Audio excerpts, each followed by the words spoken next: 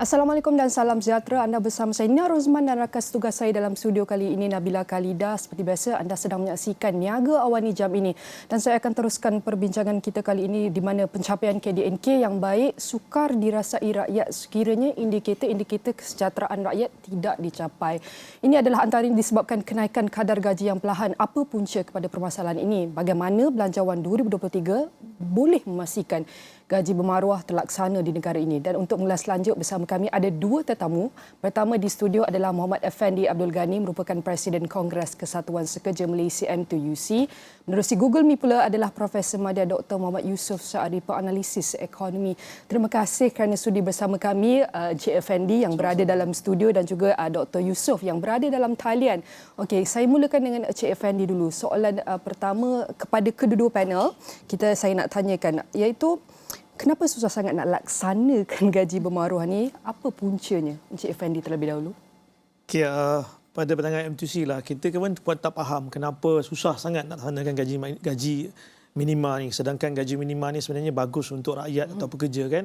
Kalau kita lihat penangguhan gaji minima ni pun masih berlaku. Dan apa yang berlaku hari ini tentang gaji minima ni, pelaksanaan gaji minima tu.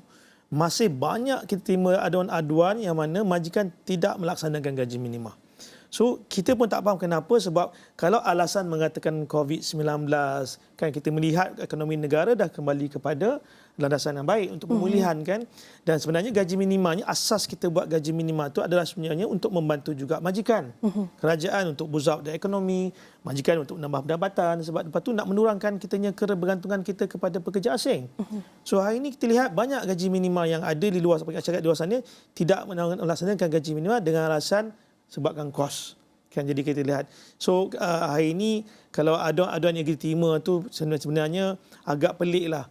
Dan paling pelik bagi M2C kita lihat adalah gaji minima di bahagian kerajaan sendiri. Semakin banyak ke aduan ni? Kalau kita lihat macam pekerja-pekerja yang kontrak kerajaan di bidang cleaner, pembersihan. Ini adalah kumpulan bahawan B40 yang mana mereka masih sehingga hari ini tidak dapat gaji minima.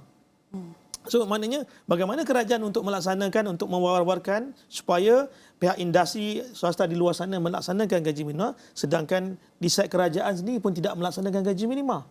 Ini perkara yang saya rasa perkara pokok yang perlu dilihat sama-sama, bagaimana untuk membantu kita punya abang-abang, kakak-kakak, adik-adik yang kerja dalam sektor cleaner lah, pembersihan di kementerian-kementerian semua. Mereka sehingga hari ini masih tidak melaksanakan gaji minima. Sudahkah susah sebab kita asyik tukar menteri ke macam mana? Ini yang kita rasa kestabilan politik pun perlu kan, supaya kesinambungan tu berlaku. Sebab kerajaan yang lepas yang meluluskan pelaksanaan gaji minima pelaksanaan.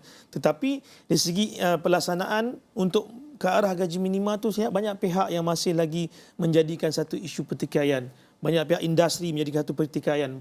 Maknanya macam seolah-olah mereka ni kurang bersedia kan untuk melaksanakan gaji minima. Dan ini yang bagi Pak M2C kita agak kecewa melihat bagaimana pelaksanaan gaji minima di luar sana agak perlahan, sedangkan kita lihat kenaikan barang semakin cepat meningkat berbanding pada gaji minima yang kita laksanakan pada hari ini. Dan semalam saya bersama dengan juga Presiden Penerbitan Malaysia, Datuk Juri, juga memaklumkan bahawa bagi bahagian industri penerbitan pun tidak ada gaji minima. So ini benda-benda yang saya rasa agak meranjatkan kita lah sebenarnya. Sebab itulah kenapa kita perlukan gaji minima. Mungkin dah sampai masanya kerajaan yang baru hari ini kena pertikaikan bagaimana untuk kita ke arah gaji yang bermaruah. Gaji yang progresif ataupun living wage atau gaji harian atau gaji kehidupan yang mana boleh membantu rakyat kita imbangi kos sara hidup yang hari ini makin lama makin meningkat. Bukan saja sara hidup, kos perubatan pun meningkat sehari. Betul. Ya. Bukannya hidup untuk kerja, tetapi kita nak gaji bermaruah. Betul, ya, penting betul. Untuk kita punya cost of living kan. Okey, itu pendapat Encik Effendi sendiri. Sekarang kita dengar tentang apa pendapat Prof Yusof pula. Kenapa susah sangat Prof? Baik, terima kasih kerana menjemput saya, juga rakan saya Encik Muhammad Effendi dari MTUC. Baik, pertama pada perspektif ekonomi, elok kalau saya beritahu dulu keperluan kepada negara untuk melihat kepada sebuah sistem gaji yang lebih baik ya. Kerana kalau kita nak perbetulkan ekonomi kita, kita ada banyak kaedah yang kita boleh gunakan, dan kalau secara analoginya, kalau kita sakit, contohnya kalau kita pening kepala, kadang-kadang kalau kita sakit sendi, kadang-kadang Panadol itu dapat memberi kelegaan kan kepada pelbagai juga penyakit. Jadi kalau kita lihat dalam konteks Malaysia ni, ekonomi dengan produktiviti buruh yang tidak berapa tinggi meningkatnya, dengan kadar penyertaan wanita yang masih rendah di dalam pasaran ekonomi, dengan kebergantungan kepada buruh asing yang tinggi, dan juga dengan perkembangan teknologi yang agak perlahan. Jadi kalau sebenarnya kesemua permasalahan ini kita dapat mengurangkannya kalau kita menggunakan instrumen gaji.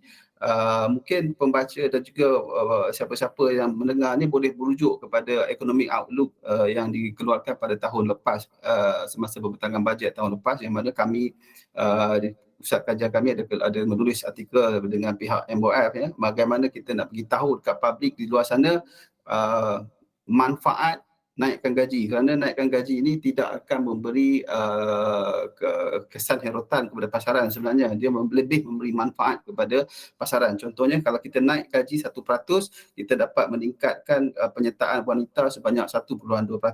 Dalam masa yang sama, kalau kita naik gaji 1%, kita dapat menaikkan produktiviti buruh sebanyak 2.2%. Jadi banyak manfaat yang kita akan perolehi ke situ. Sebenarnya kalau kita naik gaji, apabila kita naik gaji secara analogi mudahnya, pengguna ataupun pekerja akan lebih mempunyai pendapatan. Apabila pendapatan lebih, mereka akan berbelanja. Apabila mereka berbelanja lebih, ini akan membantu meningkatkan pusingan ekonomi itu. Dalam masa yang sama, dia akan memberi pulangan semula balik kepada profit kepada pihak majikan, kerana permintaan yang ataupun perbelanjaan yang meningkat disebabkan oleh peningkatan gaji tadi. Baik, kedua seterusnya, kenapa susah sangat nak naik gaji ni? Baik, yang pertama kita kena faham bahawa ekonomi negara kita ni adalah ekonomi yang bersifat secara keseluruhannya labor intensif, masih lagi berintensifkan buruh. Sebab tu kita banyak memerlukan buruh dan kita banyak memerlukan juga dalam sama kebergantungan kepada pekerja asing. Ini sikit sebanyak, sebahagian besarnya akan menyumbang kenapa gaji itu susah untuk nak naik, kerana kita bergantung kepada buruh. Keadaannya berbeza kalau kita pergi pada teknologi, pada capital intensif ekonomi, yang mana keadaan ini akan lebih meningkatkan pendapatan pekerja. Tapi untuk mengubah labor intensif dan capital intensif tidak boleh berlaku semalaman, tidak boleh berlaku sebulan, 2 bulan, setahun, mungkin ambil masa yang panjang. Jadi sebab itulah adanya intervensi seperti gaji minima, yang mana pada perspektif ekonomi itu lebih pada supply side intervention untuk memastikan juga kebajikan pekerja tadi terjaga. Tetapi saya boleh kerana rakan saya tadi membangkitkan isu gaji minima, bagi pandangan saya banyak apa yang diutarakan tadi adalah kegagalan gaji minima itu sendiri. Pada pandangan saya, eloklah kerajaan sekarang, siapa termasuk MTUC, pihak majikan juga mencari satu model baru, model pendapatan ataupun model gaji baru. Kerana saya dah lihat secara perspektif ekonominya memang gaji minima ni gagal untuk dilaksanakan, dan juga gagal juga kalau dilaksanakan juga gagal juga kerana kalau firma A dia boleh bayar gaji 2,000, tapi oleh kerana gaji minima 1,000, dia bayar 1,500 je lah. Gaji minima 1,500, jadi dia cenderung untuk bayar 1,500. Jadi ini model yang kalau kita nak meningkatkan, nak shift ekonomi, pendapatan kita lebih baik, jadi kita kena ada model baru. Model baru ni bukan benda yang baru lagi. Ini Nina dengan Nabila boleh tengok dekat Singapura, boleh tengok dekat Europe. Semua banyak dah ada model upah yang lebih, yang kita panggil yang lebih progresif kepada kedua-dua pihak, iaitu majikan dan juga pihak employees. Jadi kedepannya sudah tak boleh pakai dah bagi pandangan saya. Tak boleh pakai dah gaji minima ni. Kena bergerak sesuai dengan kaedah reform yang diperlukan oleh ekonomi kita. Saya berhenti dulu kat situ. Okey. Dr. Yusof, sudah tentu kegagalan gaji minima termasuk juga dengan kebergantungan terhadap tenaga buruh amat tinggi. Jadi tadi Encik Effendi pun ada bagi tahu kementerian pun sendiri tak settle lagi macam mana kita nak settle yang lain.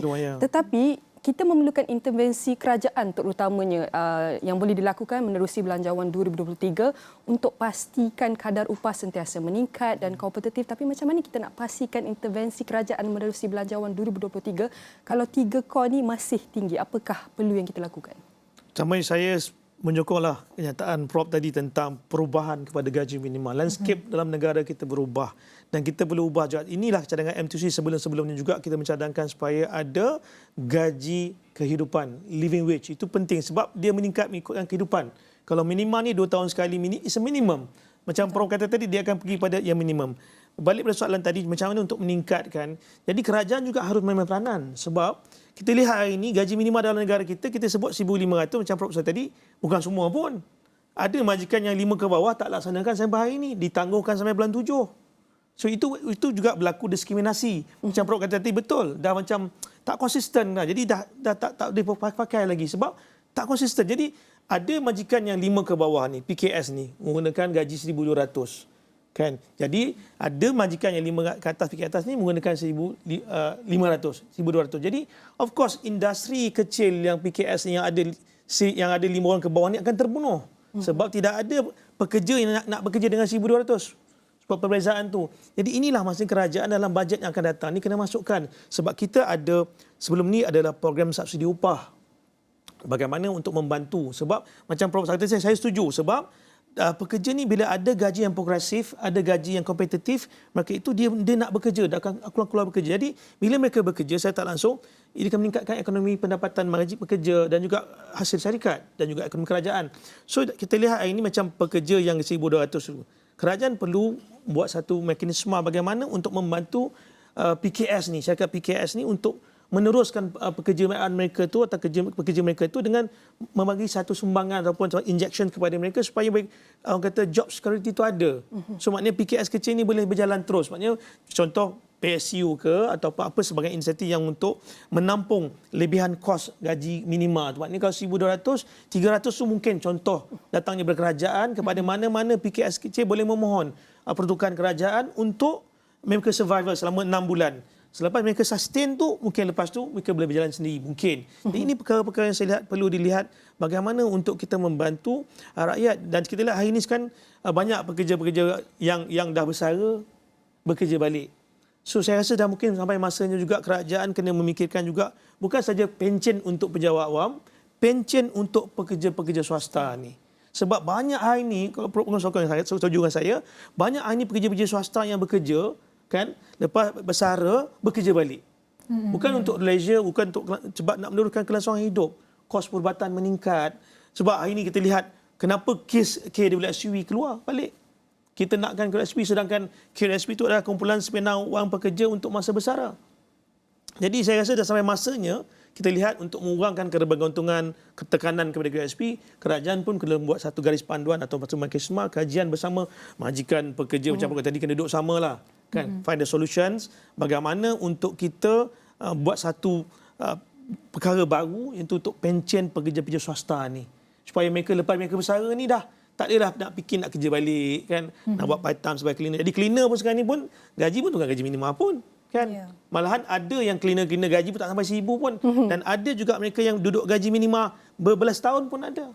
Jadi ini benda-benda yang kita lihat bagaimana untuk kita buat dari segi pelaksanaan kita ada banyak akta kerja yang bagus-bagus dalam negara kita. Tetapi pelaksanaan tu bagi macam Prof kata, bagi saya juga, bagi FTC juga is fail. Sebab kita tidak dapat memantau. Itu sebab hari ini harga barang pun kita naik. Kita bukan ada kartel barang, kartel pekerja pun ada, Prof. Itu sebab saya sokong yang Perdana Menteri kata baru-baru ni bahawa kita tak perlu gunakan orang tengah untuk pekerja asing.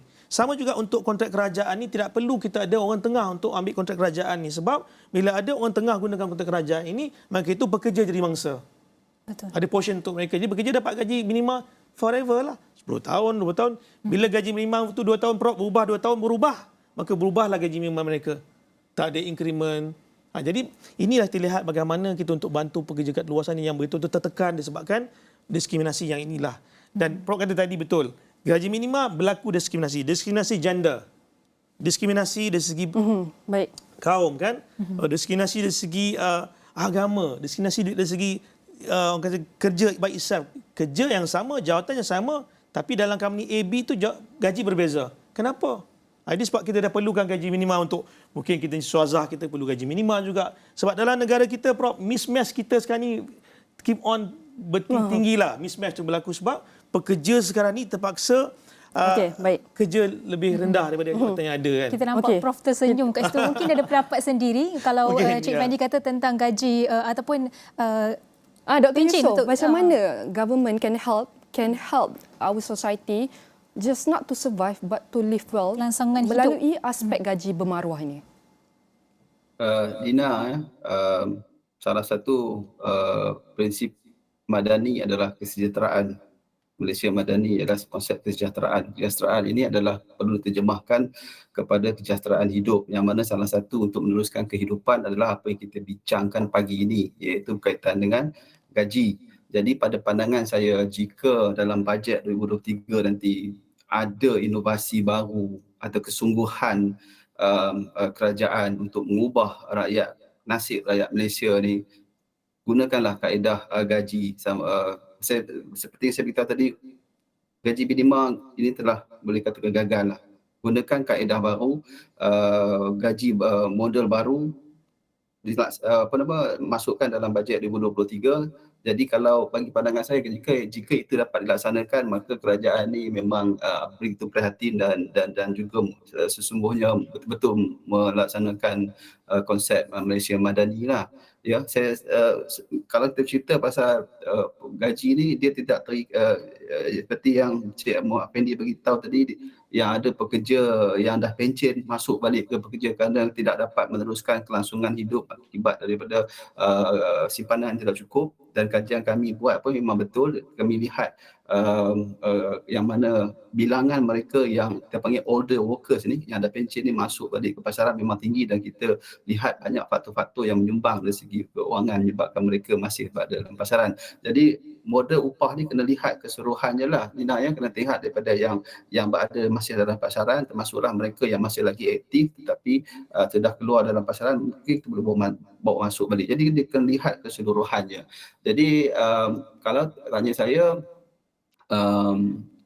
kita dah lihat, saya sedikit ada pengalaman lihat beberapa pemerintahan yang dulu berkaitan dengan kesungguhan dalam mengubah pasaran hidup pekerja, termasuklah isu gaji ini. Jadi saya mengharapkan pada kali ini adalah kesungguhan tersebut dan betul-betul jadilah. Kali ini kita bagi jadilah contoh yang macam tu. Kita tak mahu retorik banyak sangat tu sebelum ni, akhirnya kita tak ke mana-mana. Upah minimum pun sekadar upah minimum je, tapi tak ada pelaksanaan yang tidak dilihat, isu kegagalannya tidak dilihat. Jadi golongan pekerja terus terhimpit dalam keadaan sekarang ini. Jadi kalau itulah sekarang ni bola dah dekat depan ni. So adakah kita mahu shoot kepada gol ataupun kita nak shoot ke luar gol? Itu pilihan di tangan kerajaan lah. Baik Doktor, kalau kita bercakap mengenai kelangsungan hidup ni, adakah wujud untuk kita keperluan mengkelasan pendapatan isi rumah dirompak semula, atau mungkin perlu kita pertimbangkan juga lokaliti ataupun kawasan tempat tinggal untuk memastikan pelarasan gaji itu kompetitif? Itu yang saya maksudkan tadi. Kita memerlukan satu model baru, model upah baru yang bukan lagi berkonsepkan upah minima, upah yang mungkin kita boleh katakan upah yang progresif. Yang upah yang progresif ni adalah upah yang progresif, maksudnya akan meningkat kepada over the years, over time, tetapi bergantung kepada beberapa keadaan. Kalau di Singapura, kalau saya ambil contoh, mereka memperkenalkan progressive wage model. Progressive wage model ni mereka kenakan ke atas B40, ke atas cleaner, ke atas kerja-kerja bawahan ni. So mereka ada satu guideline yang khusus yang ditetapkan oleh pihak kerajaan. Kerajaan tetapkan, okey, kalau untuk occupation ini, pekerjaan ini skim gaji mereka. Maksudnya kalau mereka bermula dari cleaner, tahun depan mereka perlu di-train, perlu diberi latihan supaya mereka meningkatkan kemahiran mereka. Apabila mereka dapat sertifikat kemahiran tersebut, gaji mereka akan naik sekian. So naik lagi kepada kemahiran lain, gaji mereka sekian. Jadi kerajaan dah ada satu sistem yang jelas. Sekarang ni yang kita ada sistem gaji yang jelas ni adalah hanya dekat kerajaan saja. Sebelum masuk kerja N41 dia dah tahu sampai pencen berapa kalau dia duduk kat situ kan. Tapi kalau kerja swasta, saya rasa kita kebanyakan almost, kecuali syarikat besar, syarikat SME kebanyakan memang tak ada. Dalam kajian kami pun, dalam hasil debat urus kami pun menunjukkan memang tak ada.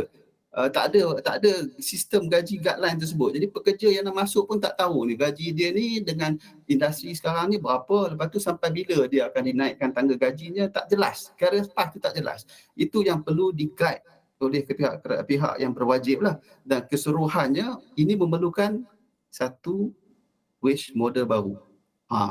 tuntutan yang perlu dibuat. MTUC kena bermainkan peranan yang aktif juga, kena duduk semeja juga untuk berikan cadangan kepada apakah new wage model yang diperlukan dalam konteks Malaysia. Perlu mengikut lokaliti, perlu mengikut negeri dan juga perlu mengikut sectors.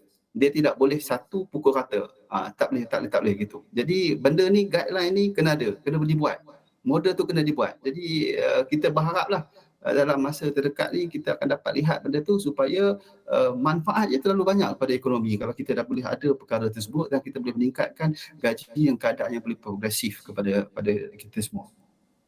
Baik, sudah tentu kita dah tak nak fokus kepada gaji minima kerana kita sudah nampak kesan gaji minima ni gagal dan kita harus beri fokus kepada gaji bermaruah sebab kita tak nak hidup untuk kerja sahaja. Oleh itu kita perlu beri tumpuan kepada gaji bermaruah bukan sahaja untuk bantu pacu pertumbuhan ekonomi tapi untuk meningkatkan kesejahteraan rakyat.